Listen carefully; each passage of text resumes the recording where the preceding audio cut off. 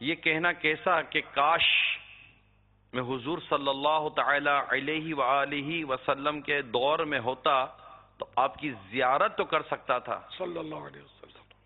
یہ تو اعلیٰ حضرت کے شعر میں جواب دینا چاہیے. کیا بات ہے. جو ہم بھی وہاں ہوتے خاک کے گلشن لپٹ کے قدموں کی لیتے اترن مگر کریں کیا نصیب میں تو یہ نامرادی کے دن لکھے تھے. جو ہم بھی وہاں ہوتے خاک کے گلشن لپٹ کے قدموں کی لیتے اترن مگر کریں کیا نصیب میں تو یہ نامرادی کے دن لکھے تھے.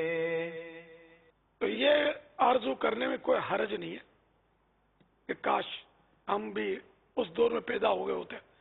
بس یہ کہ بات وہی ہے کہ ہم آقا کے قدموں سے لپٹے ہوئے ہوتے، صاحب ایمان ہوتے. نہ ابو جہل بھی اس دور میں تھا، اس کو کوئی فائدہ نہیں ہوا. جی. وہ مردود کفر پر مر گیا. اس کا تو کفر پر مرنا بالکل یقینی ہے. وہ مرنے پر تو میرے آقا صلی اللہ تعالی علیہ وآلہ وسلم نے سجدہ شکر فرمایا. ایسا یہ شیطان تنگ کرتا تھا مسلمانوں کو.